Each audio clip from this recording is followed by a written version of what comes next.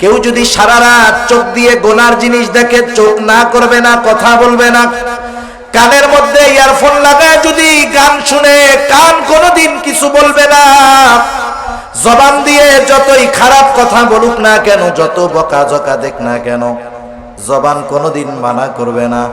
হাত দিয়ে যত জুলুম করুক না কেন, হাত কোনোদিন কথা বলবে না। তাহলে 70-80 বছর একসাথে থাকলাম, কথা বলে নাই। কিয়ামতের দিন যখন মানুষেরা দেখবে তার অঙ্গ প্রত্যঙ্গগুলো কথা বলতেছে, অবাক হয়ে যাবে। অবাক হয়ে প্রশ্ন করবে, ক্বালু লিজুলুদিহিম লিমা শাহিদতুম আলাইনা। বলবে, চামড়া, কেন তোমরা আমাদের বিপক্ষে আজকে সাক্ষী দাও? কেমন যেন সে বলতে চায়, দুনিয়ায় তো কথা বলতে পারতা না, আজকে কেমন করে কথা বলো আর আমাদের বিপক্ষে কেমনে তোমরা সাক্ষী দিচ্ছ? এইবার অঙ্গ প্রত্যঙ্গগুলো তাদের এই কথার জবাবে বলবে, ক্বালু আনতাকানাল্লাহ। আজকে আমাদের কথা বলার ক্ষমতা যিনি দিয়েছেন তিনি কে? আজকে আল্লাহ তাআলা আমাদেরকে কথা বলার ক্ষমতা দিয়েছেন, তাই আমরা বলতেছি।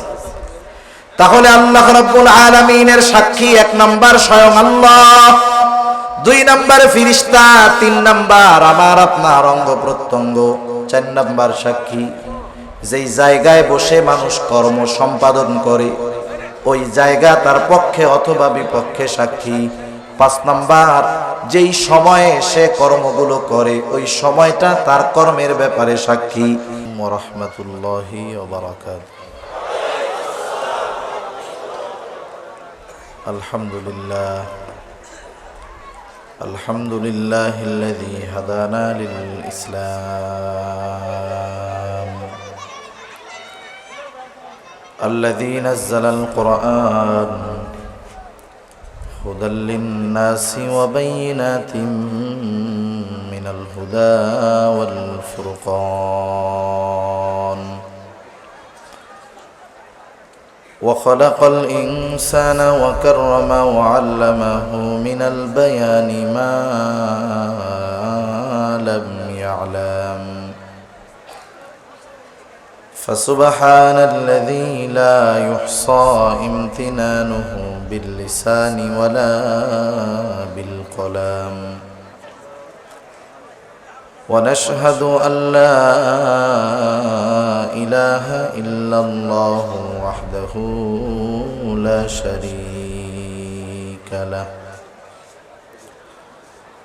ونشهد أن سيدنا وسندنا وحبيبنا وطبيبنا وأولانا ومولانا محمد صلى الله تعالى عليه وعلى آله وأصحابه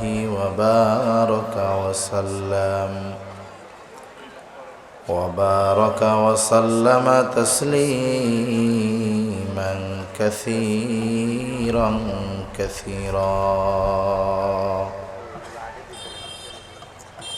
أما بعد فأعوذ بالله من الشيطان الرجيم، بسم الله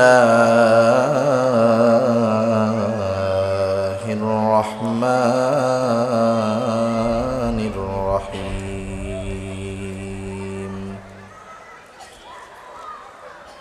كل نفس بما كسبت رهينة إلا أصحاب اليمين،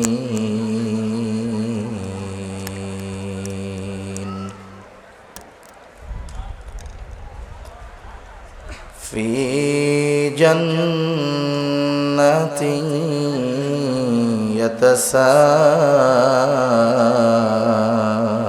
يتساءلون عن المجرمين،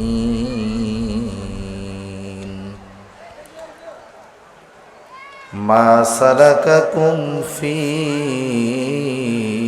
سقر قالوا لم نك من المصلين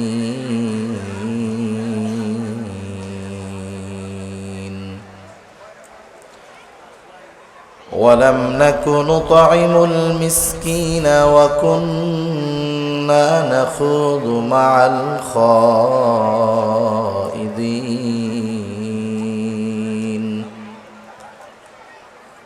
وكنا نكذب بيوم الدين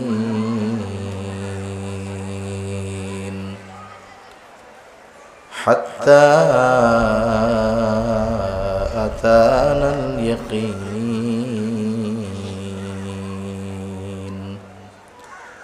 صدق الله العلي العظيم আমরা মহব্বতের সাথে দুরূদ শরীফ পাঠ করি اللهم صل على محمد وعلى آل محمد كما صليت على إبراهيم وعلى آل إبراهيم إنك حميد مجيد اللهم بارك على محمد وعلى آل محمد كما باركت على إبراهيم وعلى آل إبراهيم إنك حميد مجيد بلغ العلا بكماله كشف الدجى بجماله حسنت جميع خصاله صلوا عليه وآله لا إله إلا الله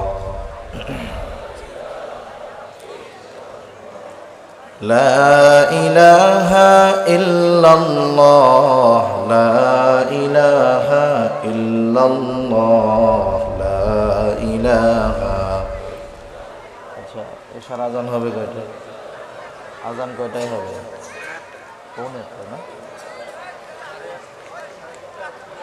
لا إله إلا الله আজান কয়টায়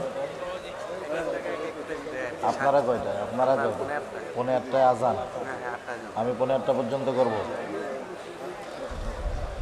لا إله إلا الله لا إله إلا الله إله إلا الله السلام عليكم وعليكم السلام خلاص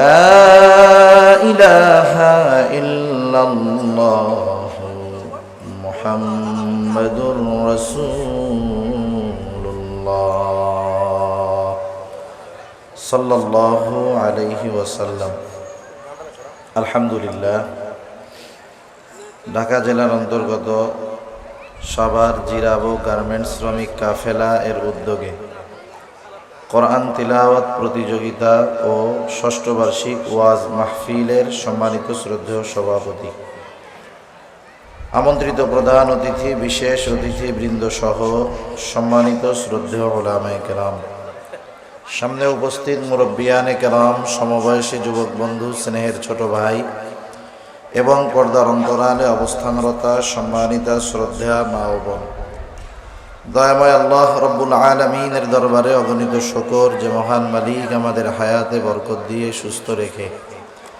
তার মহান হুকুম মাগরিবের নামাজের পর দুনিয়ার অন্যতম দামি এই মজলিসে আসার বসার, দ্বীনি আলোচনা শ্রবণ এবং আমাকেও আপনাদের খেদমতে কিছু দ্বীনি কথা পেশ করার সুযোগ যে মহান মালিক দান করেছেন, সে মহান মনিবকে খুশি করার জন্য মহব্বতের সাথে জবান খুলে অন্তর থেকে আমরা একবার কালিমাতুশ শুকর পাঠ করি, আলহামদুলিল্লাহ।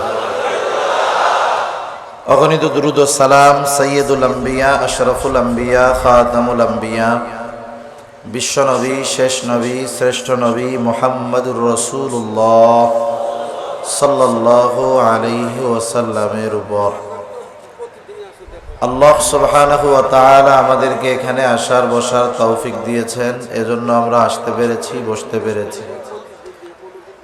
যদিও এটা একটা মাঠ, কিন্তু দ্বীনি আলোচনার কারণে এই জায়গাটা এখন দুনিয়ার জান্নাতের বাগানে পরিণত হয়েছে। সুবহানাল্লাহ। হাদিসের মধ্যে আসছে, হযরত আনাস রাদিয়াল্লাহু তাআলা আনহু থেকে বর্ণিত হাদিস, রাসূলুল্লাহ সাল্লাল্লাহু আলাইহি ওয়াসাল্লাম বলেছেন, তোমরা যখন জান্নাতের বাগানের পাশ দিয়ে অতিক্রম করবা, সেখান থেকে ফল সংগ্রহ করবা। সাহাবা একরাম জিজ্ঞাসা করলেন, ইয়া রাসূলুল্লাহ, দুনিয়াতে জান্নাতের বাগান সেটা আবার কোনটা? নবীজি সাল্লাল্লাহু আলাইহি ওয়াসাল্লাম বললেন, দুনিয়ার জান্নাতের বাগান হলো জিকিরের মজলিস। যদিও মাহফিলগুলোর শিরোনামে থাকে ওয়াজ মাহফিল, তাফসির মাহফিল, জলসা, বিভিন্ন নাম থাকে, শিরোনামে যেই নাম থাকুক না কেন, এই ধরনের মজলিসগুলোর মধ্যে জিকির হয় কার?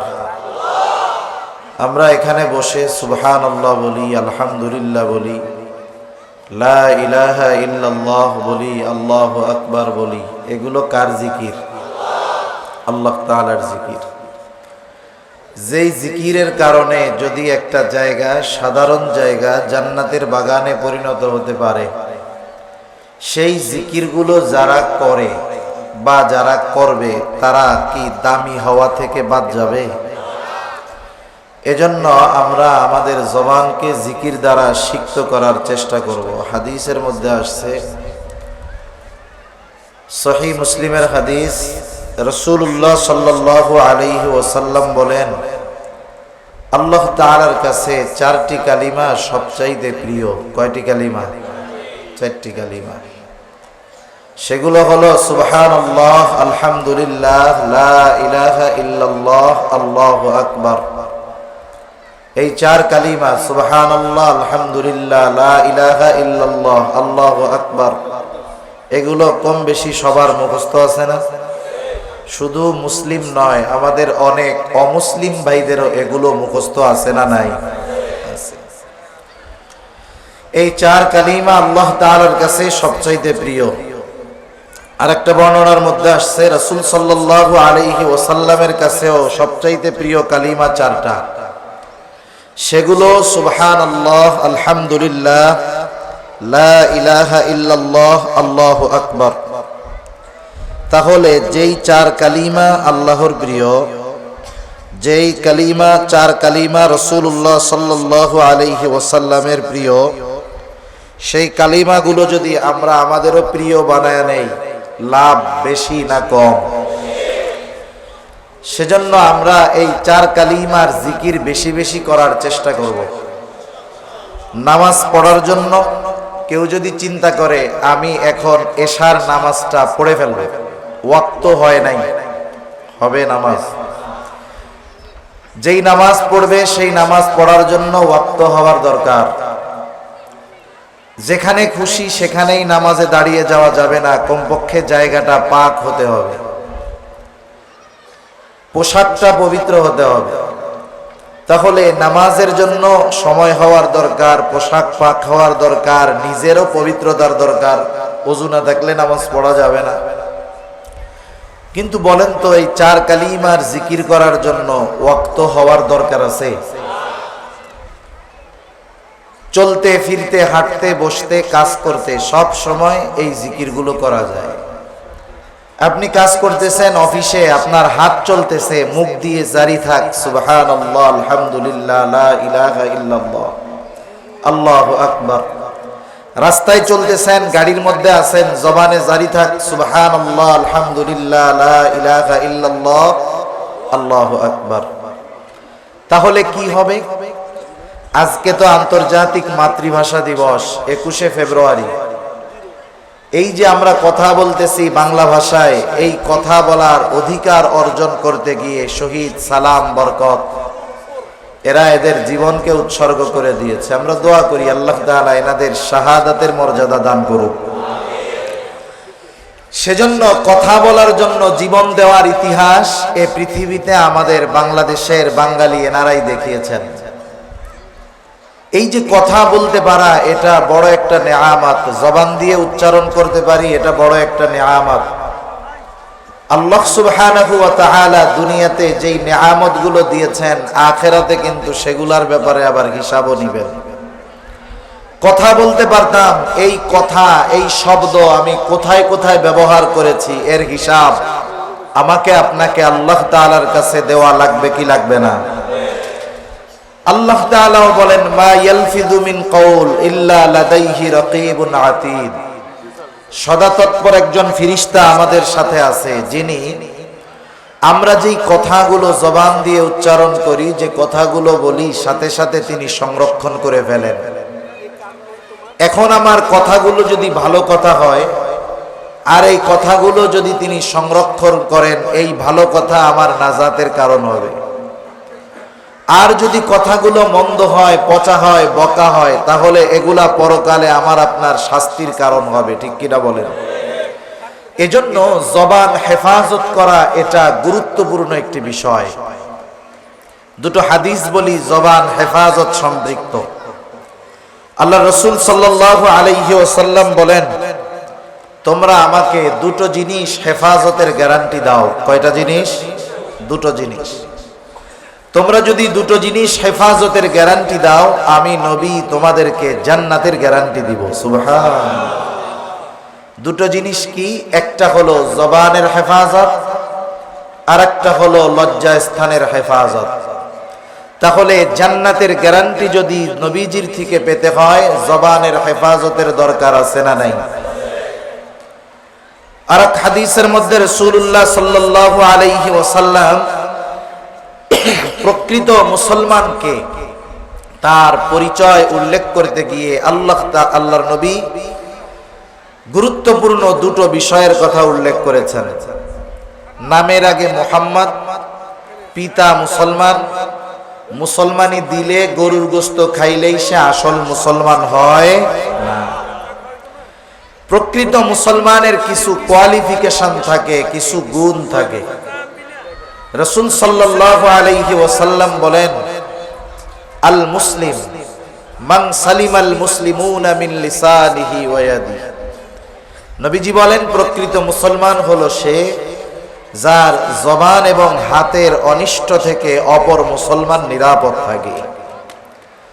তাহলে প্রকৃত মুসলমান যদি হতে হয়, তাহলে জবানকে নিয়ন্ত্রণ তথা জবানের হেফাজতের দরকার আছে না নাই? জান্নাতের গ্যারান্টি পেতে হলে জবানের হেফাজতের দরকার। প্রকৃত মুসলমান হতে হলে জবান হেফাজতের দরকার। আর জবান হেফাজতের অন্যতম মাধ্যম হলো জবানকে আল্লাহ তাআলার জিকির দ্বারা সিক্ত করা।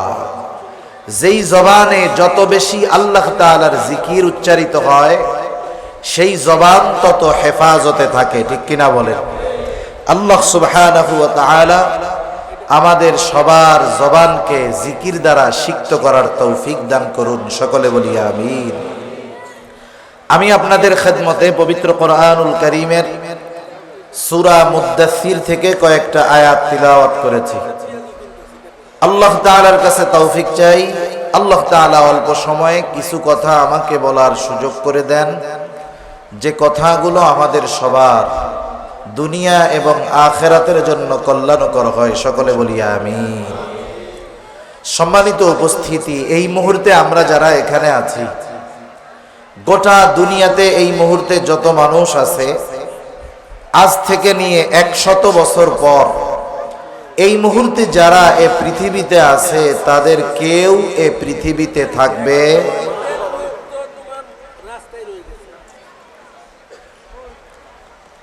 100 বছর পরে। এই মুহূর্তে এখন যারা পৃথিবীতে আছে, তাদের কেউ পৃথিবীতে থাকবে না। দুনিয়াতে অনেক সত্য আছে, যে সত্যগুলো সবাই বিশ্বাস করে না। যেমন আসমান এবং জমিনের স্রষ্টাকে, আমার আপনার স্রষ্টাকে। বলেন তো, এগুলো কি সত্য না মিথ্যা? সত্য যে কোনো সন্দেহ সংশয় আছে? এই সংশয় সন্দেহ মুক্ত সত্যকেও পৃথিবীর সবাই বিশ্বাস করে না। কারণ পৃথিবীর বড় একটা অংশ আছে যারা নাস্তিক, স্রষ্টার অস্তিত্বকেই তারা অস্বীকার করে। আর যে স্রষ্টার অস্তিত্বকে অস্বীকার করে সে স্রষ্টার সব সৃষ্টিকে অস্বীকার করে, এটাই বাস্তবতা। কিন্তু পৃথিবীতে এমন একটা সত্য আছে যে সত্যটাকে পৃথিবীর কেউ অবিশ্বাস করে না, যেটার নাম হলো মউত, যেটার নাম হলো মরণ। আপনি দুনিয়ায় একজন নাস্তিকও পাবেন না যে বলবে যে না আমি মরব টরব না, এরকম কেউ বলবে? পৃথিবীর সবাই একথা বিশ্বাস করে যে আমাদেরকে মরতে হবে। আমরা যারা ঈমানদার আমরা বিশ্বাস করি মৃত্যুর মাধ্যমে সব কিছু শেষ হয়ে যাবে না, কিন্তু নাস্তিকেরা বলে মৃত্যুর মাধ্যমেই সব কিছু শেষ, মাটির সাথে পচে গলে আমরা মিশে যাব। কিন্তু মৃত্যুকে তারা বিশ্বাস করে। এই মৃত্যুর স্বাদ আমাদের প্রত্যেককেই আস্বাদন করতেই হবে, কোনো সন্দেহ। এজন্য আল্লাহ তাআলা কোরআনুল কারীমের মধ্যে মৃত্যুকে ইয়াকিন শব্দ দ্বারা উল্লেখ করেছেন, দৃঢ় সত্য, ইউনিভার্সাল ট্রুথ। আল্লাহ তাআলা বলেন ওয়া'বুদ রাব্বাক হাত্তা ইয়াতিয়াকাল ইয়াকিন। আল্লাহ তাআলা এক জায়গায় বলেন আপনি আপনার রবের ইবাদত করবেন কতক্ষণ? হাত্তা ইয়াতিয়াকাল ইয়াকিন, দৃঢ় সত্যের আগমন পর্যন্ত। অর্থাৎ মৃত্যু পর্যন্ত আপনি আপনার রবের ইবাদত করবেন। এই মৃত্যুর স্বাদ আমাদের প্রত্যেককে আস্বাদন করতেই হবে। সাধারণত আমাদের দেশে যখন কোনো মানুষ মারা যায়, মারা যাওয়ার পরে বিভিন্ন মাইকে তার মৃত্যুর খবর প্রচার করা হয়, ঠিক কিনা বলেন? মৃত্যুর খবর যখন প্রচার করা হয়, মৃত্যুর খবর প্রচারের সময় একটা শব্দ উল্লেখ করা হয়, বলা হয় অমক এলাকার অমক আজ বিকাল 5 ঘটিকার সময় ইন্তেকাল করিয়াছে। এরকমই তো বলে নাকি, যে আগামী দিন সকাল 8টা বা 9টায় অমক মাঠে তার জানাজা অনুষ্ঠিত হবে। তাহলে মৃত্যুর খবর প্রচারের সময় একটি শব্দ বলে, যেই শব্দটা আরবি শব্দ ইন্তেকাল। ইন্তেকাল শব্দের অর্থ হলো স্থানান্তরিত হওয়া। তার মানে স্থানান্তর কাকে বলে? এক জায়গায় ছিল আর এক জায়গায় গেছে। ইন্তেকাল মানে সবকিছু শেষ হয়ে গেছে বিষয়টা এমন নয়, বরং এক জায়গায় ছিল আর এক জায়গায় গেছে।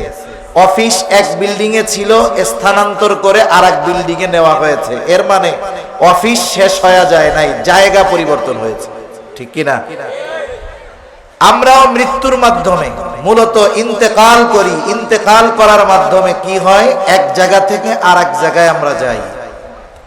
ইন্তেকাল করার আগে আমরা আসি এখন দুনিয়ায়, ইন্তেকালের মাধ্যমে আমরা নতুন আর এক জগতে যাই, যেই জগতের নাম হলো আলমে বরজখ। আলমে বরজখে আমাদের প্রত্যেককেই অবস্থান করতে হবে, যেতে হবে। একটা মানুষ সাধারণভাবে মরুক, একটা মানুষকে জঙ্গলের হিংস্র প্রাণী খেয়ে ফেলুক, সমুদ্রের হাঙ্গরের পেটের মধ্যে সে গিয়ে মারা যাক, এক কথায় মৃত্যুর পর আমাকে আপনাকে যেই জায়গাটাতে দীর্ঘকাল অবস্থান করতে হবে এটার নাম হলো আলমে বরজখ, লোকচক্ষুর অন্তরালের জগৎ। ওই জগতের কোনো কিছু দুনিয়ার মানুষ দেখতে পারে না বিধায় ওই জগৎকে অস্বীকার করার কোনো সুযোগ নাই। আলমে বরজখে আমাদের সকলকে অবস্থান করতে হবে দীর্ঘকাল, তবে অনন্তকাল নয়। আল্লাহ তাআলা কোরআনুল কারীমের মধ্যে জানায় দেন, সিংহায় ফুৎকারের মাধ্যমে আমাদের অনন্তকালের পথযাত্রায় যেই এক স্টপ আলমে বরজখ, ওইখানের অবস্থান আমাদের শেষ হবে। আল্লাহ তাআলা কোরআনুল কারীমের মধ্যে বলেন ওয়ানুফিখা ফিস-সূর فصعق من في السماوات ومن في الأرض إلا من شاء الله ثم نفخ فيه أخرى فإذا هم قيام ينظرون আল্লাহ রাব্বুল আলামিন বলেন, প্রথমবার সিংহায় ফুৎকার দেওয়ার পর ফাসাইকা মান ফিস সামাওয়াতি ওয়া মান ফিল আরদি ইল্লা মান শাআল্লাহ। প্রথমবার সিংহায় ফুৎকার দেওয়ার পর আল্লাহ তাআলা যেগুলো চান সেগুলো ছাড়া আসমান জমিনের মাঝে যত প্রাণ আছে, যত প্রাণী আছে, যত মানুষ আছে, আল্লাহ তাআলা যেগুলো চান সেগুলো ছাড়া সব অজ্ঞান হয়ে যাবে। মুফাসসিরিনে কেরাম বলেন, প্রথমবার সিংহায় ফুৎকারের পর প্রথমে সব মানুষেরা অজ্ঞান হয়ে যাবে, এরপরে তাদের সকলের মৃত্যু ঘটবে। মৃত্যুর মাধ্যমে সর্বশেষ মানুষটাও দুনিয়ার জগৎ থেকে আলমে বরজখের বাসিন্দা হয়ে যাবে। দ্বিতীয়বার আরো একটা সিংহায় ফুৎকার দেওয়া হবে, যেই সিংহায় ফুৎকারের মাধ্যমে মানুষেরা পুনরায় আবার পুনরুত্থিত হবে। তবে প্রথমবার সিংহায় ফুৎকারের পর দ্বিতীয়বার সিংহায় ফুৎকার দেওয়ার মাঝে ব্যবধান কত সময়ের? এই ব্যাপারে তাফসীরের মধ্যে হাদিস আসছে। হযরত আবু হুরায়রা রাদিয়াল্লাহু তাআলা আনহু থেকে বর্ণিত হাদিস, তিনি বলেন, রাসূলুল্লাহ সাল্লাল্লাহু আলাইহি ওয়াসাল্লাম বলেছেন, প্রথমবার সিংহায় ফুৎকারের 40 পর দ্বিতীয়বার সিংহায় ফুৎকার দেওয়া হবে।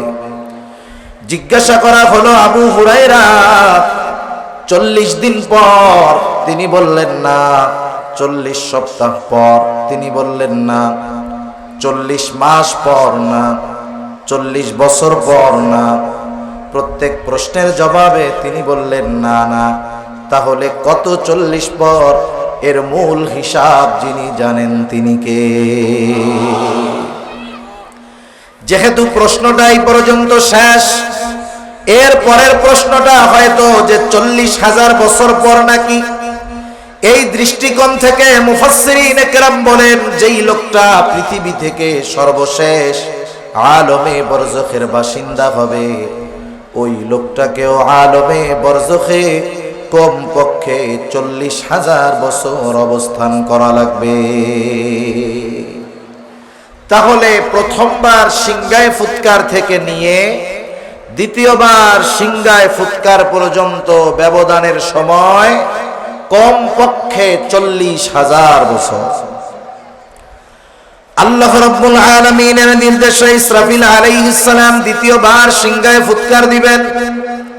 আল্লাহ তাআলা বলেন, সুম্মা নুফিখা ফীহি উখরা ফাইযা হুম কিয়ামুন ইয়ানদুরুন। আল্লাহ তাআলা বলেন, অতঃপর যখন পুনরায় সিংহায় ফুৎকার দেওয়া হবে, প্রত্যেকের অবস্থান স্থল থেকে উঠে দাঁড়িয়ে যাবে। আমরা যখন দুনিয়া থেকে ইন্তেকাল করব, মারা যাব, আমাদেরকে যখন কবরস্থ করা হবে, হাদিসের মধ্যে আসছে, কারো কবর হবে রাউদাতুম মিন রিয়াদিল জান্নাহ, কারো কবর হবে জাহান্নামের একটা গর্ত, কারো কবর হবে জান্নাতের বাগান। যার কবরটা জান্নাতের বাগান হয়ে যাবে, সে মনে করবে এটাই মনে হয় জান্নাত। ফেরেশতারা তাকে তখন বলবে, না না, এটা যে জান্নাত এমনটা নয়, বরং জান্নাতের নেয়ামত তো এর চাইতে অকল্পনীয় নেয়ামত আল্লাহ তাআলা রাখছে, যেই জান্নাতের বাসিন্দা তুমি হবে কিয়ামতের পর। এইবার ওই আল্লাহর বান্দা আল্লাহ তাআলার দরবারে ফরিয়াদ জানাবে আর বলবে, আল্লাহ, যথাদ্রুত সম্ভব আপনি কিয়ামত কায়েম করেন।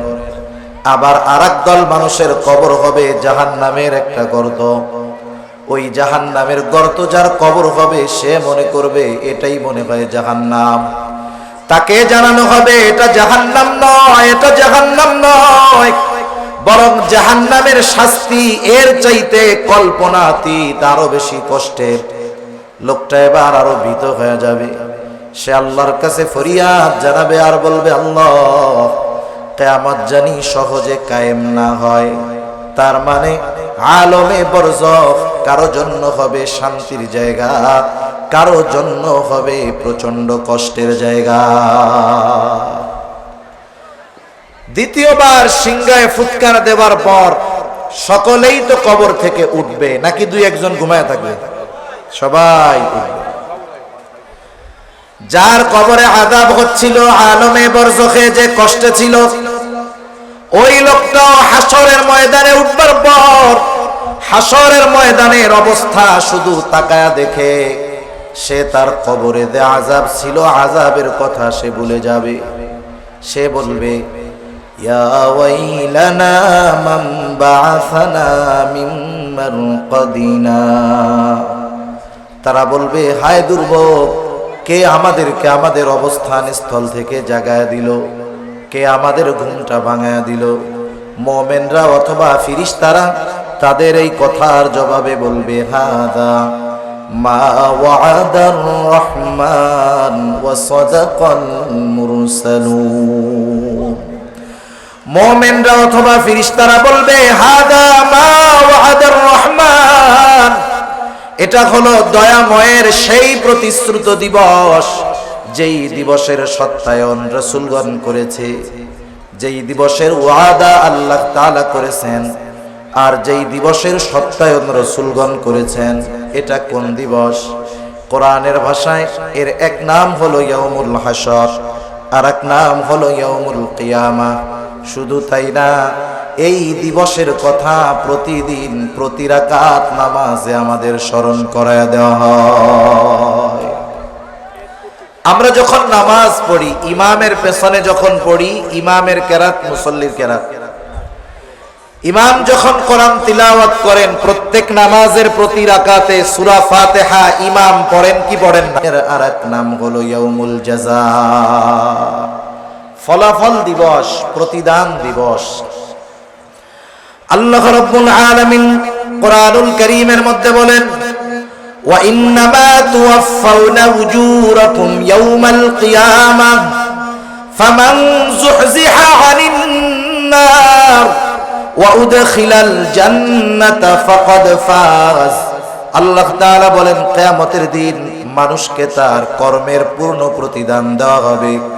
মুফাসসিরিনে কেরাম বলেন, কথাটা হলো এইরকম, কিয়ামতের দিন প্রত্যেকটা মানুষকে তার দুনিয়ার কর্মের পূর্ণ প্রতিদান দেওয়া হবে।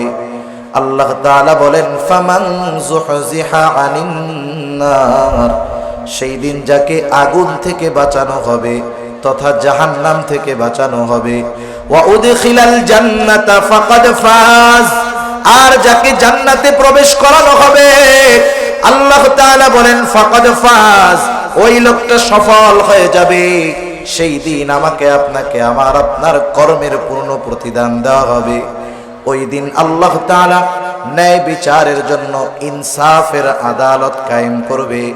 আল্লাহ তাআলা কোরআনুল কারীমের মধ্যে বলেন, وَنَضَعُ الْمَوَازِينَ الْقِسْطَ لِيَوْمِ الْقِيَامَةِ فَلَا تُظْلَمُ نَفْسٌ شَيْئًا وَإِنْ كَانَ مِثْقَالَ حَبَّةٍ مِّنْ خَرْدَلٍ أَتَيْنَا بِهَا وَكَفَى بِنَا حَاسِبِينَ। আল্লাহ রাব্বুল আলামিন বলেন, আমি কিয়ামতের দিন ন্যায় বিচারের আদালত কায়েম করব। আল্লাহ রাব্বুল আলামিন বলেন, ফালা তুযলামু নাফসুন শাইআ, আমার আদালত হলো এমন এক আদালত, আমার বিচারালয় হলো এমন এক বিচারালয়, ফালা তুযলামু নাফসুন শাইআ, আমার আদালতে কারো প্রতি ন্যূনতম জুলুম করা হবে না। কারণ বলেন তো, ওই দিন ওই আদালতের একচ্ছত্র আধিপত্য যার, যিনি তিনি কে? সেদিন আল্লাহ তাআলা হবেন বিচারক, আল্লাহর আদালতের বিচারক আল্লাহ। দুনিয়ার আদালতগুলোর মধ্যে অনেক সময় ন্যায় বিচার পাওয়া কঠিন, অনেকাংশে অধিকাংশ ক্ষেত্রে দেখা যায় অবিচার বেশি হয়। অনেক ক্ষেত্রে এমন হয় মাজলুম যে তার উপরে আরো জুলুম বেশি হয়, ঠিক কিনা বলে? আবার অনেক ক্ষেত্রে নিরপরাধ ব্যক্তিকেও বড় শাস্তি দিয়ে দেওয়া হয়, হয় কি হয় না? আমরা মাঝে মধ্যে দেখি এরকম যে 30 বছর জেল খেটে বের হয়েছেন, 30 বছর পরে প্রমাণিত হয়েছে উনি এই ঘটনার সাথে জড়িতই ছিলেন না। সেজন্য মনে রাখতে হবে আজকের দিনটা হয়তো জালেমের, আগামী দিনটা মাজলুমের, ঠিক কিনা বলে? হয়তো আজকে আমরা অনেকে ন্যায় বিচার বঞ্চিত হচ্ছি, কিন্তু কিয়ামতে আল্লাহ অবিচার করবে না। আল্লাহ রাব্বুল আলামিন সেই দিন হবেন বিচারক। কোন বিচারক, ন্যায় বিচারক যদি ন্যায় বিচার করতে চান তাহলে তাকে দুটো জিনিসের সাহায্য নিতে হয়। কয়টা জিনিস? ন্যায় বিচারের জন্য বিচারকের সামনে দুটো জিনিস দরকার। একটু খেয়াল দিয়ে কথাগুলো শুনবো আমরা। ন্যায় বিচারের জন্য দুটো জিনিস দরকার। এক নাম্বার দরকার সত্যবাদী সাক্ষী এবং তার সত্য সাক্ষ্য। সাক্ষীও হতে হবে সত্যবাদী, ওই সাক্ষী যেই বক্তব্য দিবে, সাক্ষ্য দিবে, সেটাও হতে হবে সত্য। কিন্তু আফসোস আমাদের এই দুনিয়ায় এই সাক্ষীর ব্যাপারটা নিয়ে বেশি ঝামেলা হয়।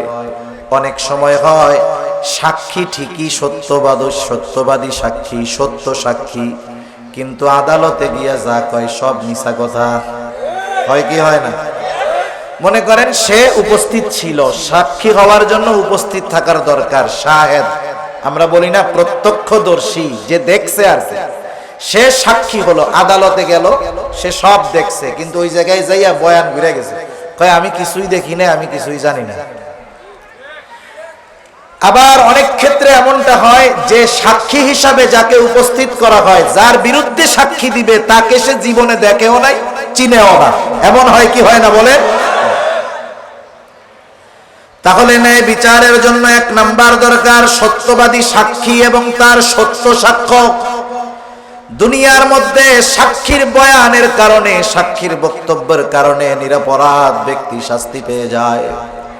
কিয়ামতের ময়দানে ওই ন্যায় বিচার দিন ন্যায় বিচারক আল্লাহ তাআলাও সাক্ষীর ব্যবস্থা করবেন।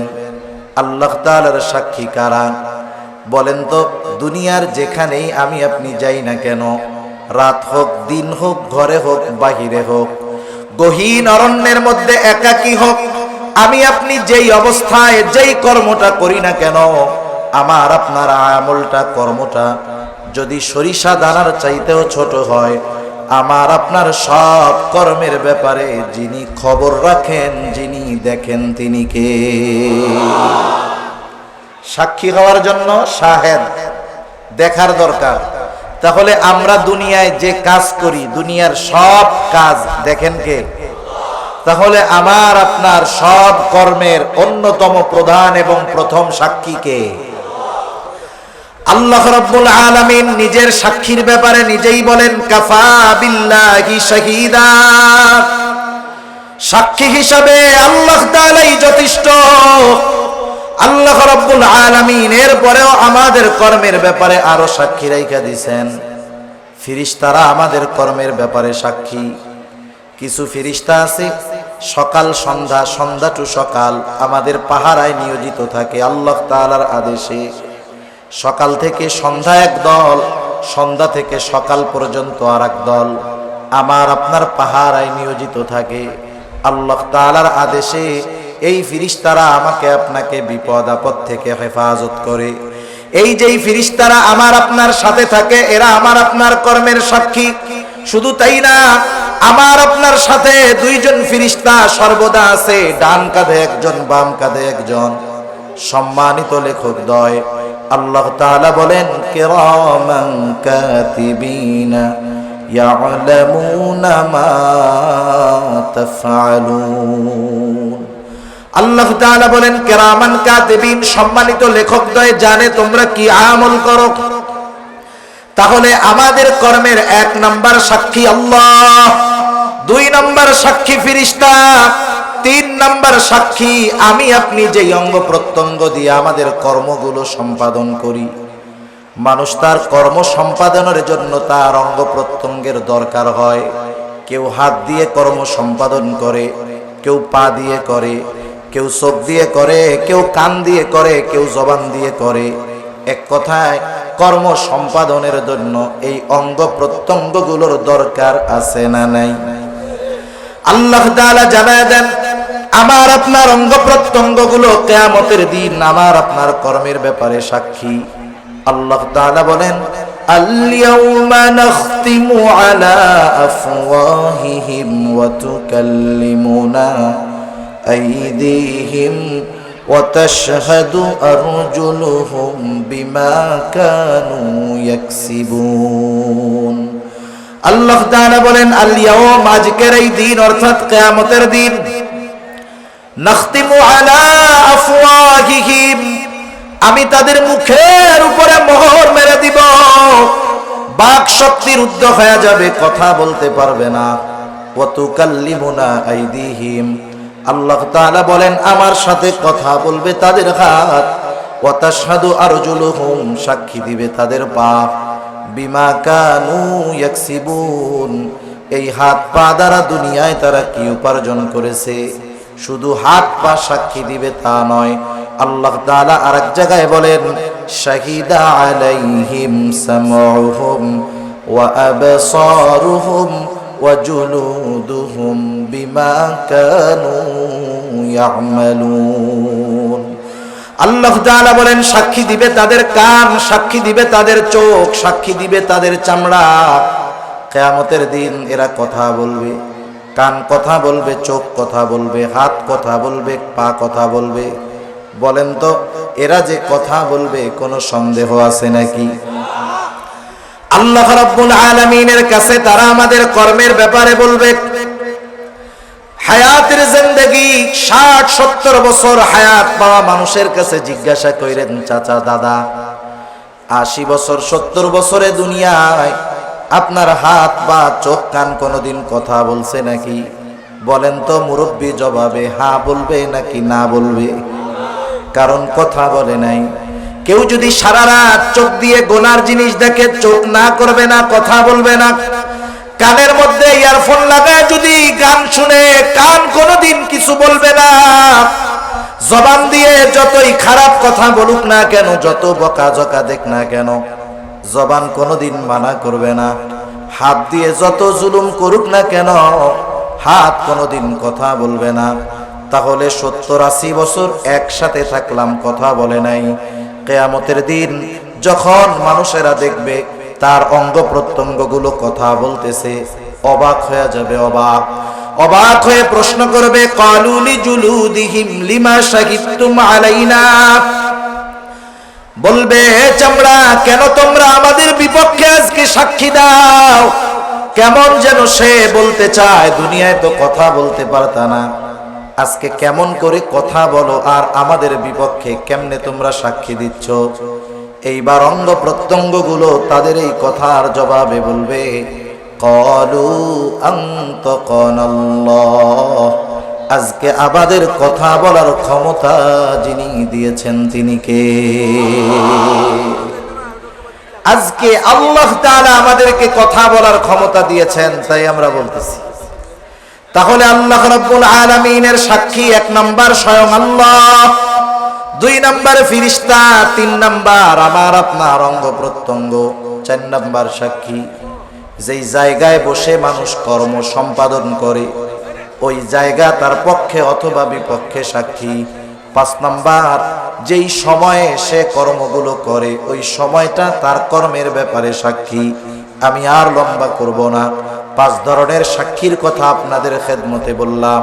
বলেন তো দুনিয়ার সত্যবাদী সাক্ষীর সাক্ষ্যকে প্রলোভন দিয়ে, হুমকি দিয়ে, ঘুষ দিয়ে, অস্ত্রের ভয় দেখায়া তার সাক্ষী পরিবর্তন করা যায়, কিন্তু আল্লাহ তাআলার বিচারালয়ে যারা সাক্ষী তাদের কি হুমকি ধামকি ঘুষ দিয়ে সাক্ষ্য পরিবর্তন করা যাবে নাকি? তাহলে ন্যায় বিচারের জন্য কয়টা জিনিস দরকার? একটু জোরে বলেন কয়টা? 2টা। 1 নাম্বার সত্যবাদী সাক্ষী এবং তার সত্য সাক্ষ্য। 1 নাম্বার যেটা দরকার ন্যায় বিচারের জন্য, সেটার ব্যবস্থা কি আল্লাহ তাআলার কাছে আছে? 2 নাম্বার যেটা দরকার সেটা হলো এভিডেন্স, দলিল, কর্মের সংরক্ষণ। আল্লাহ রাব্বুল আলামিন আমার আপনার কর্ম সংরক্ষণের ব্যবস্থা খুব নিপুণভাবে যথাযথভাবে করছেন। আল্লাহ তাআলা বলেন ইয ইয়াতালাক্কাল মুতালাক্কিয়ানি আনিল ইয়ামিনি ওয়া আনিশ শিমালি কাঈদ। আল্লাহ রাব্বুল আলামিন বলেন আমাদের প্রত্যেকের ডান কাঁধে একজন ফেরেশতা, বাম কাঁধে আরেকজন ফেরেশতা আছে। ডান কাঁধের ফেরেশতা যিনি, তার কাজ হলো ভালো কাজগুলো লেখা, বাম কাঁধে যিনি, তার কাজ হলো মন্দ কাজগুলো লেখা। ওনারা আমাদের কর্মগুলো সংরক্ষণ করেন, লিপিবদ্ধ করে রাখেন। শুধু তাই না, আরো একজন ফেরেশতা আছে, তার কাজ হলো আমাদের কথাগুলোকে সংরক্ষণ করা। আজকের জামানায় বিজ্ঞান বলতেছে মানুষ যেই কথাগুলো বলে সে কথাগুলো ধ্বংস হয়ে যায় না, বরং মানুষের উচ্চারিত প্রত্যেকটা শব্দ বাতাসের মধ্যে থেকে যায়। আমি আপনি যেই কথাগুলো অতীতে বলেছি, এখন বলছি, মৃত্যু পর্যন্ত বলবো, সব কথাগুলো বাতাসের মধ্যে আছে। এটা বিজ্ঞান বলতেছে। কিয়ামতের দিন আল্লাহ তাআলা যদি বলে এই যে বাতাস, আমার বান্দা অমুক এলাকার অমুক বান্দা আব্দুর রহিম, তার গোটা জিন্দেগিতে যত কথা বলছে বাতাস, সবগুলো আলাদা করে আমার সামনে হাজির করো। এটা আল্লাহ তাআলার জন্য শুধু সহজ না অতি সহজ? অতি সহজ বিষয়। আর আল্লাহ রাব্বুল আলামিন বলেন মা ইয়ালফিযু মিন কওলিন ইল্লা লাদাইহি রাকীবুন আতীদ। আল্লাহ রাব্বুল আলামিন বলেন সদা তৎপর একজন ফেরেশতা আমাদের সাথে সর্বসময় আছে।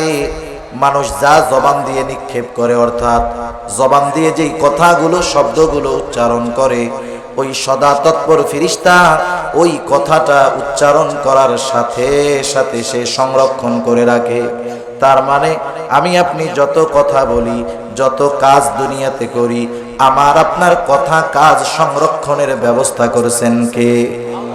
এগুলো সব ফাইল আকারে তৈরি হচ্ছে, ফাইল আমলনামা আকারে। ইয়াউমুল হাসর, যেই দিন আমাদের সকলকে একত্রিত করা হবে, আল্লাহ রাব্বুল আলামিন আমাদের দুনিয়ার কর্মের প্রত্যেকটা ফাইল আমলনামা, যার যার আমলনামা তার তার হাতে পৌঁছায়া দিবে। আল্লাহ রাব্বুল আলামিন জানায় দেন ওই আমলনামা কেউ ডান হাতে পাবে, কেউ বাম হাতে পাবে। আমাদের আমলনামা আমাদের কাছে পৌঁছায়া দেওয়া হবে। ন্যায় বিচারের জন্য যেই দুটো জিনিস দরকার আল্লাহ তাআলা ব্যবস্থা করে রাখছেন। শুধু তাই না, আমাদেরকে আমাদের আমলের খবর পর্যন্ত জানায় দিবেন কে? আমলনামাগুলো হাসরের ময়দানে ছেড়ে দেওয়া হবে। কেউ আমলনামা ডান হাতে পাবে, কেউ বা বাম হাতে আমলনামা পাবে। মন চাইলেই ডান হাতে আমলনামা নেওয়া যাবে না, মন চাইলেই বাম হাতে নেওয়া যাবে না। কিয়ামতের দিন কে ডান হাতে আমলনামা পাবে আর কে বাম হাতে পাবে, সেটা নির্ভর করবে তার দুনিয়ার কর্মের উপর। মন চাইলেই দইরা ডান হাতে চা খাইলাম, মন চাইলেই বাম হাতে খেলাম, বিষয়টা এমন নয়। বরং কে ডান হাতে আমলনামা পাবে, কে বাম হাতে পাবে, নির্ভর করবে এই দুনিয়ায় সে কেমন আমল করেছে, তার কর্ম কেমন ছিল এর উপরে। আমলনামাগুলো ছেড়ে দেওয়া হবে। কেউ ডান হাতে পাবে আমলনামা। ডান হাতে যারা আমলনামা পাবে তারা তো সফল, তারা আনন্দিত হয়ে যাবে। ডান হাতে আমলনামা পাওয়ার পর তাদের অভিব্যক্তি কেমন হবে, তারা কত আনন্দিত হবে।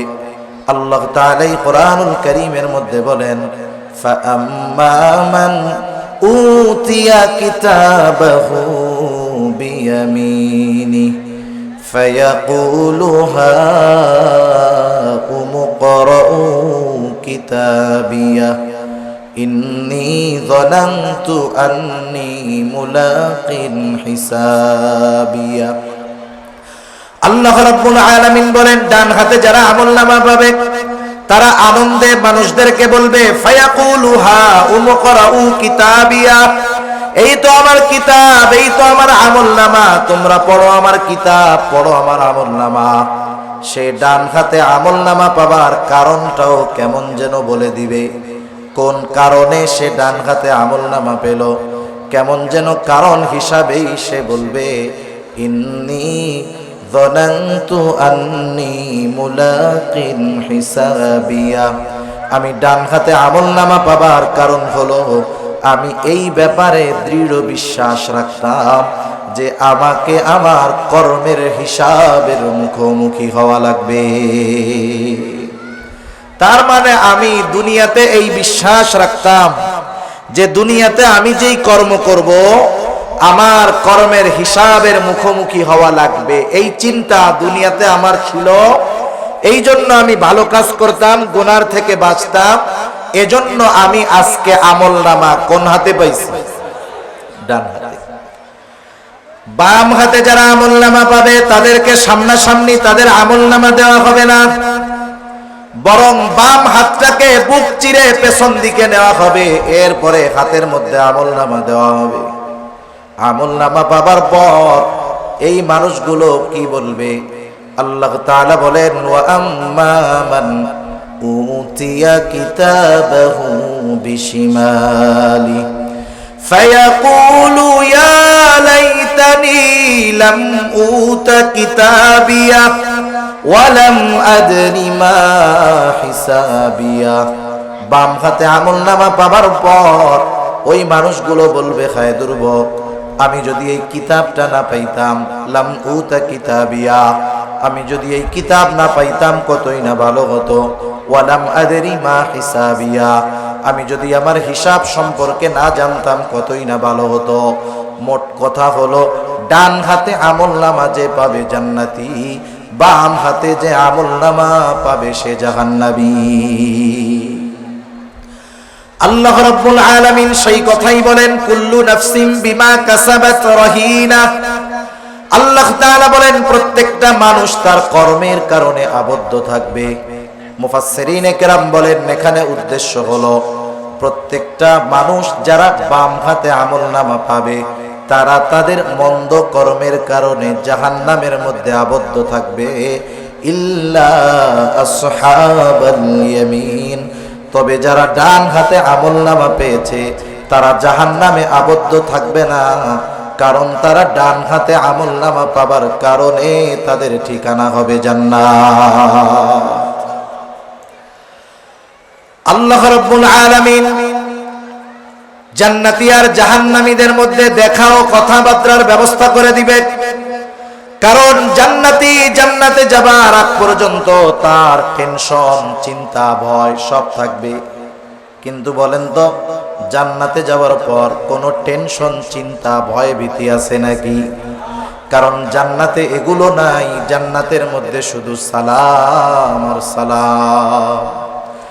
জান্নাতি জান্নাতে যাবার পর দুনিয়ায় ওই জান্নাতির পরিচিত যারা ছিল, আপনজন, বন্ধু বান্ধব, পরিচিত জন, জান্নাতি জান্নাতে গিয়ে সকলকে খুঁজবে। বলেন তো, জান্নাতি জান্নাতে গিয়ে পরিচিত সবাইকে খুঁজবে, তবে ওই জান্নাতি সকলকে কি জান্নাতে পাবে নাকি? সবাইকে পাবে জান্নাতে, কারণ তার সব পরিচিত মানুষ তো জান্নাতে যায় নাই, তার কিছু পরিচিত মানুষ তো জাহান্নামের মধ্যেও আছে, ঠিক কিনা বলেন? তাফসীরে ইবনে কাসীরের মধ্যে আসছে আল্লাহ তাআলা জান্নাতি আর জাহান্নামীদের মধ্যে দেখা ও কথাবার্তার ব্যবস্থা করবেন। জান্নাতি জাহান্নামীদেরকে দেখবে, জাহান্নামী জান্নাতীদের জান্নাতে দেখবে। জান্নাতি যখন জাহান্নামের দিকে তাকায় দেখবে তার পরিচিত বন্ধু বান্ধব, আত্মীয় স্বজন, হাজারো মানুষ জাহান্নামের আযাব ভোগ করতেছে। এই দৃশ্যটা দেখবার পর জান্নাতি আল্লাহর দরবারে তার কৃতজ্ঞতার মাত্রা বাড়ায়া দিবে। সে বলবে, আল্লাহ, আপনি যদি আমার প্রতি দয়া না করতেন, মেহেরবান না হইতেন, দুনিয়ায় আমি তো তার সাথে চলতাম, একই অফিসেই তো থাকতাম, একই সাথে লেখাপড়া করতাম, একই সাথে চাকরি বাকরি, ব্যবসা বাণিজ্য করতাম। আয় আল্লাহ, সে জাহান্নামী, আমি জান্নাতি। আপনি যদি আমার প্রতি দয়া না করতেন, হয়তো আজকে আমাকেও ওর সাথে জাহান্নামে থাকা লাগতো। আল্লাহর দরবারে তার কৃতজ্ঞতার মাত্রা বাড়ায়া দিবে। এইবার জাহান্নামী জান্নাতের দিকে তাকায় দেখবে জান্নাতের মধ্যে তার বন্ধু বান্ধব, আপনজন, প্রিয়জন আছে। জান্নাতি দেখে জাহান্নামীর অন্তরের মধ্যে আফসোস বেড়ে যাবে। এমনিই তো শাস্তির কঠোরতা, শাস্তির কষ্ট, আযাবের তীব্রতা, আর যখন তাকায় দেখবে পরিচিত জন জান্নাতে, আফসোস বেড়ে যাবে। আফসোসের কারণে তার কষ্টটা বেশি অনুভব হবে, কারণ আফসোস মানুষের কষ্টকে বাড়ায় দেয়। এইবার সে আফসোসে পড়বে, আর আফসোস করবে আর বলবে, আহারে দুনিয়ায় তো একসাথেই চলতাম, একসাথেই থাকতাম, হায়রে ওর সাথে যদি নামাজে যাইতাম, গুনার থেকে যদি বেঁচে থাকতাম, ভালো কাজগুলো যদি ওর সাথে করতাম, আজকে আমিও ওর সাথে জান্নাতে থাকতে পারতাম। এই আফসোসের কারণে জাহান্নামীর কষ্টে তার অনুভবটা আরো বেশি হবে, কষ্টের তীব্রতা তার কাছে বেশি মনে হবে। এবার জান্নাতীরা জাহান্নামীদের সাথে কথোপকথনে লিপ্ত হবে। আল্লাহ তাআলা সেই ব্যবস্থা করে রাখছেন। আল্লাহ তাআলা কোরআনুল কারীমের মধ্যেই বলেন, ফি জান্নাতিন ইয়াতাসাআলুনা আনিল মুজরিমিন। আল্লাহ তাআলা বলেন, জান্নাতীরা পরস্পর মুজরিম পাপীদেরকে জিজ্ঞাসা করবে, তাদের কাছে জানতে চাইবে, মা সালাকাকুম ফি সাকার, কোন কারণে তোমরা জাহান্নামে আসলা, কোন কারণে তোমাদের জাহান্নামে আসা লাগলো। এইবার জাহান্নামীরা তাদের জাহান্নামে যাওয়ার 4টি কারণ বলবে। কয়টা কারণ? একটু জোরে বলেন, কয়টা? 4টা।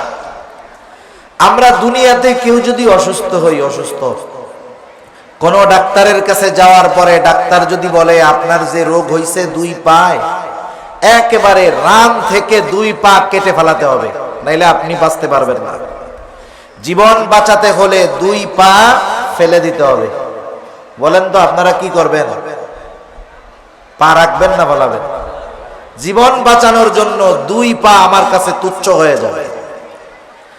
আমি এই 2টো পা অপারেশন করে কেটে ফেলাতে দ্বিধাবোধ করব না। নিজের টাকা দিয়ে প্রয়োজনে জমি বিক্রয় করে হলেও জীবন বাঁচানোর জন্য এই 2 পা আমি ডাক্তারের কাছে গিয়ে কেটে ফেলবো, ঠিক কিনা বলেন? শুধু তাই না, অপারেশন করার পর ডাক্তারকে কত ধন্যবাদ দিব যে ডাক্তার, আল্লাহর রহমত, আপনার অপারেশনটা খুব ভালো হয়েছে। যদি আপনার অপারেশন সাকসেস না করতো আল্লাহ তাআলা, হয়তো আমার মারা যাওয়া লাগতো। টাকাও দিলাম, ঠ্যাংও কাটলাম, ধন্যবাদও দিলাম, জীবন বাঁচানোর আশায়, ঠিক না? আফসোস, আমরা আমাদের জীবন বাঁচানোর জন্য 2 পা 2 হাত সব যদি ফালানো লাগে তাও তৈয়ার আছি, কিন্তু জাহান্নাম থেকে বাঁচার জন্য কিছু কাজ যদি ত্যাগ করতে হয়, ওই কাজগুলো ত্যাগ করার ক্ষেত্রে আমাদের উদাসীনতাই পরিলক্ষিত হয়, ঠিক কিনা বলেন? সেজন্য জাহান্নাম থেকে বাঁচার জন্য যা করার দরকার, এই সূরার এই আয়াতগুলোর আলোকে জাহান্নামীরা তাদের জাহান্নামে যাওয়ার 4টি কারণ বলছে। কয়টি কারণ? এই 4টি কারণ যদি আমাদের কারো মধ্যে থাকে, আমরা রাখবো নাকি বাহির করে দিব? আমরা কারণগুলো কি ধরে রাখবো নাকি বাহির করে দিব? কারা কারা তৈয়ার আছি? নারায়ে তাকবীর, নারায়ে তাকবীর, মাশাআল্লাহ। আপনারা জাহান্নামীরা এবার তাদের জাহান্নামে যাওয়ার কারণগুলো বলবে। 1 নাম্বার কারণ, ক্বালু লাম নাকু মিনাল মুসাল্লিন। 1 নাম্বার কারণ বলবে, আমরা জাহান্নামে আসলাম যেই কারণে, লাম নাকু মিনাল মুসাল্লিন, আমরা মুসল্লি ছিলাম না। জাহান্নামীরা জাহান্নামে যাওয়ার অন্যতম কারণ তারা মুসল্লি ছিল না। আমরা মুসল্লি হব। কি হব জোরে বলেন, আরো জোরে কি হব? এখন মুসল্লি কি সপ্তাহে 1 দিন হাজিরা দিলে সে মুসল্লি নাকি? মুসল্লি তো সে শত ব্যস্ততা, হাজারো ব্যস্ততা, যাকে নামাজ থেকে ফিরায় রাখতে পারে না, তার অন্তর সর্বদা মসজিদের সাথে থাকে, লোকটা সর্বদা নামাজের জন্য তৈয়ার থাকে, এই লোকটা হলো অরিজিনাল মুসল্লি। শুধু তাই না, যেই মুসল্লির অন্তর মসজিদের সাথে লাগানো, ওই মুসল্লি কিয়ামতের দিন আরশের ছায়ায় যারা স্থান পাবে, তাদের মধ্যে ওই মুসল্লিও একজন। নবীজি বলেন, আরশের ছায়ায় যারা স্থান পাবে, এদের মধ্যে অন্যতম একজন হলো রাজুলুন কলবুহু মুআল্লাকুম ফিল মসজিদ। ওই ব্যক্তি আরশের ছায়ায় স্থান পাবে যার অন্তর সর্বদা মসজিদের সাথে লাগাও থাকতো। সুবহানাল্লাহ। আমি লম্বা আলোচনা করব না। আমাদের দেশে অধিকাংশ মানুষ বেনামাজি, মুসল্লি নয়, এটাই বাস্তব কথা, ঠিক কিনা বলেন? তবে অধিকাংশ মানুষ নামাজ না পড়ার, মুসল্লি না হওয়ার কারণ কি? কারণ হিসাবে আমরা যেটা পাবো যে সে তার জীবিকা উপার্জনের জন্য নামাজ পড়ার সুযোগ পায় না, ঠিক কিনা বলে? চাকরিজীবী চাকরির কারণে নামাজ পড়তে পারে না, ভ্যান চালায় ভ্যান চালানোর কারণে নামাজ পড়তে পারে না, দোকানদার দোকানদারির কারণে নামাজ পড়তে পারে না, সিএনজিওয়ালা সিএনজি চালানোর কারণে নামাজ পড়তে পারে না। এক কথায় অধিকাংশ মানুষ নামাজ না পড়ার কারণ তার জীবিকা উপার্জনের মাধ্যম তথা তার কর্মের কারণে সে নামাজ পড়তে পারে না, ঠিক কিনা বলেন? এখন বলেন, দুনিয়ার মানুষ যেই জীবিকা রিজিক উপার্জন করার কারণে নামাজ পড়তে সময় পায় না, বলেন তো ওই রিজিকের মালিক কে? কেউ যদি রিজিকের মালিকের পদ্ধতি বাদ দিয়ে নিজের পদ্ধতিতে রিজিক তালাশ করতে চায়, সে তালাশ করবে কিন্তু খুঁজে পাবে, বরকত হবে না ওই রিজিকের মধ্যে। সেজন্য রিজিকের মালিকের ফর্মুলা মেনে যদি রিজিক তালাশ করা হয়, তাহলে রিজিকে বরকত দিবে কে? রিজিকের মালিক কি বলে? রিজিকের মালিক বলে, ওয়া'মুর আহলাকা বিস-সালাতি ওয়াসতাবির আলাইহা লা নাসআলুকা রিজকা। রিজিকের মালিক বলে, বান্দা তুমি তোমার অধীনস্থদেরকে নামাজের আদেশ করো, অর্থাৎ মুসল্লি বানাও, তুমিও তার উপরে অটল থাকো, অর্থাৎ তুমিও মুসল্লি হও।